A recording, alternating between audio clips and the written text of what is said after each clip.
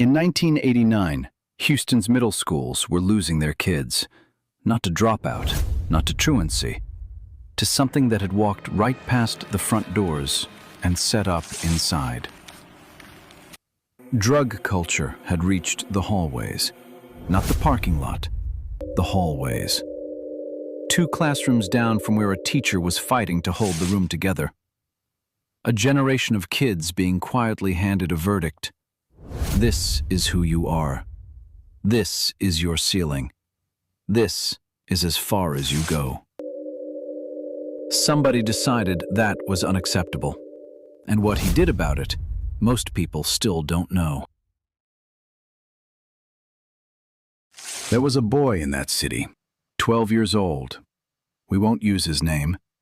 He represents every kid the program ever reached. He was obsessed with martial arts, not the movies, the discipline behind them. He'd pause the tape, study the stance, stand up in his living room and copy every move. No class, no teacher, no audience. Just a kid in a neighborhood that didn't offer much, teaching himself the one thing he believed could. He didn't know it yet, but in 3 years, his living room practice would lead him somewhere that would change his life. And then, he would spend the next 2 decades changing other lives, exactly the same way. In 1992, something walked through the doors of his school, and the first person to see it was him. It was 1992. A group of black belts walked into a Houston middle school gymnasium. They didn't introduce themselves. They simply moved. 300 kids, silent. Not the silence of boredom, the silence of people who have just seen something they didn't know was possible. When the demonstration ended, an announcement was made. There was a program. It would teach karate, real karate, in this school. Completely free, no tryout, no cost, no barrier. He signed his name. He said, years later, it felt like a sign. But that's not the part people remember. The program had a formal name, Kick Drugs Out of America, founded August 16, 1990, later renamed and known ever since as Kickstart Kids. Its premise was not complicated. Take martial arts, the discipline, the philosophy, the demands, and bring it into the public schools that needed it most. Free for every child who showed up. Every student received a white gi. For many, it was the first thing they'd ever been handed that said, "You belong to something." How many kids are sitting in classrooms like this right now, with that same hunger and nothing to reach for? Each class began with a bow and ended with one. Not ceremony, practice. The practice, repeated hundreds of times, of looking at another person and saying, "I see you. You matter here. Let us begin." For children who had spent their lives being unseen, being bowed to was not a small thing. And this is where the story shifts. The program made real demands. You showed up on time. You trained when you didn't feel like training. You earned every belt. Nobody handed you one for just attending. Discipline, respect, self-control, not slogans on a wall. Practices, installed one class at a time until they became part of how a person moved through the world. The boy trained through middle school. He advanced. He earned his ranks. He developed toughness, discipline, and something rarer, an unshakable sense of right and wrong, quietly installed by the program, one class at a time. When his instructor eventually moved away, he stepped into the teaching role. He is still there, on the same floor, in the same gym, teaching the children of a new generation what was once taught to him. One program, one decision, and the cycle it created is still turning.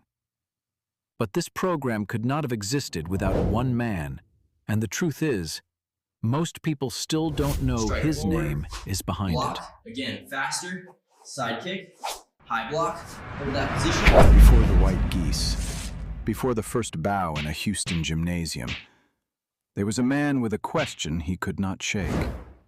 He had spent 15 years teaching martial arts, as a calling, not a career, because he had watched, over and over, what real discipline did to a person. How it gave children who had been told they were less than the discovery that they were, in fact, extraordinary, when someone believed in them enough to hold them to a standard. What about the millions of kids who can't afford lessons? The ones in the schools nobody was choosing. The ones in the hallways where the wrong things were offered because the right things had never arrived. He didn't let the question fade. On August 16, 1990, he built the answer.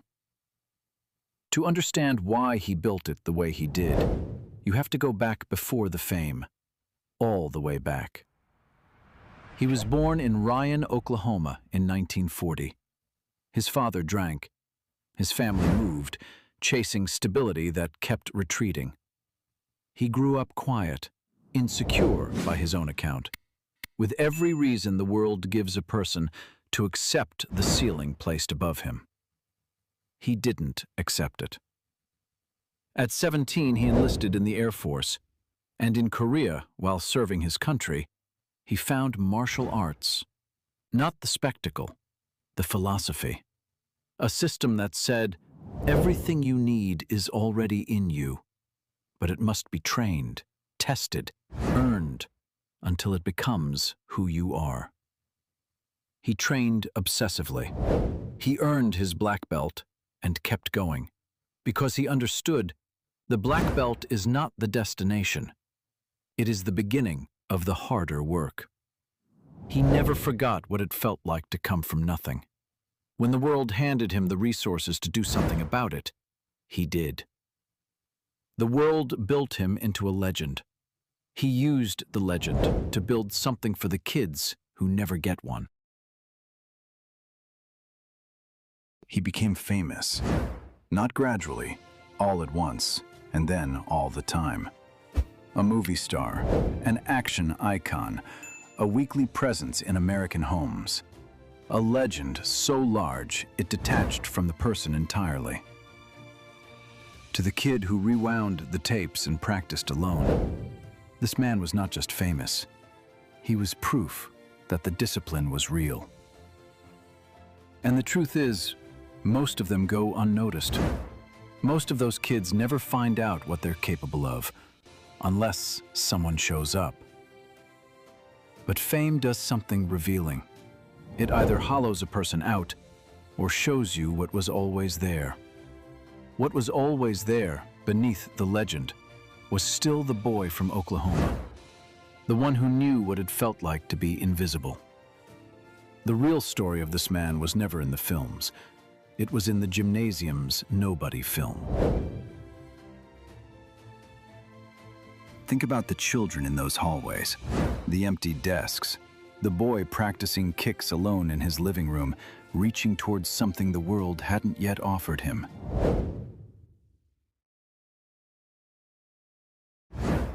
Think about the white geese, the bows, the instructors who showed up week after week, year after year, in gyms nobody refinished, and made them sacred anyway.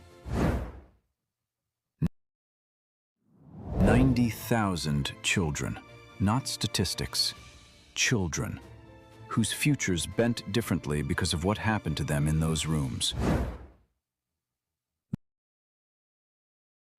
The man who built this came from the same place those Houston kids came from. Not the same city, the same feeling. He knew what it was to be the kid nobody came for, and he made sure he was never that person. He was born Carlos Ray. He came from nothing. He served his country.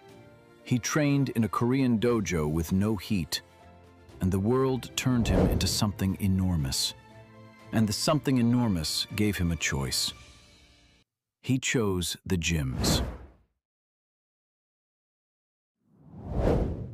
Chuck Norris.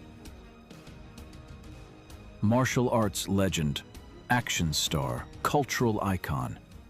And for 30 years, quietly, without making himself the story, the founder of Kickstart Kids. He opened his home for training sessions. He showed up at events, not for the camera, because the cameras weren't there.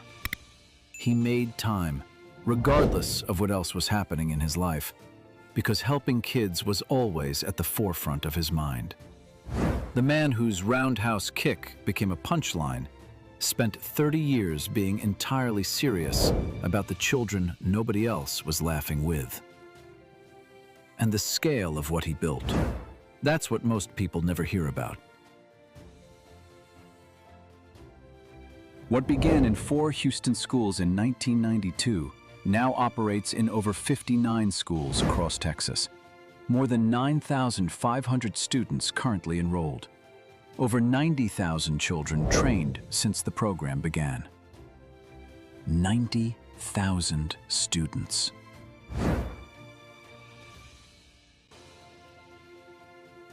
That is 90,000 individual stories of a child who walked in and walked out changed. And Chuck Norris understood that belief alone doesn't sustain a program. Resources do. So when his cattle ranch in Navasota, Texas, needed a new well, they drilled. And on the 3rd try, they hit 168,000 gallons of water per day. Naturally alkaline, Ice Age filtered, among the purest water ever tested.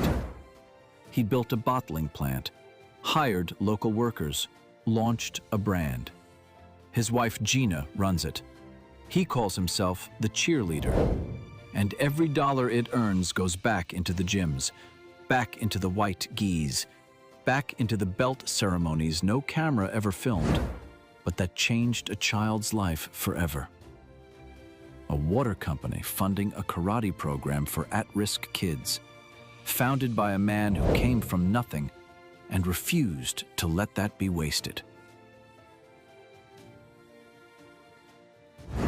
There are children sitting in schools right now who are exactly who that boy was, who have something in them the world hasn't yet given them the tools to reach.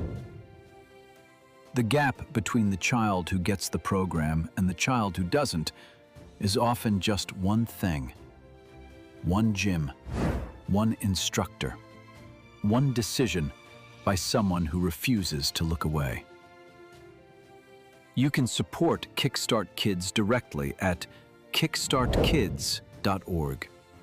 Every contribution goes into the gyms, into the geese, into the moment when a child discovers they are capable of more than the world told them. If you can't give, share this story. Because the children who need this program don't have a marketing department. They have people like you. The world built Chuck Norris into a legend. He spent 30 years building something the world would never make a legend of.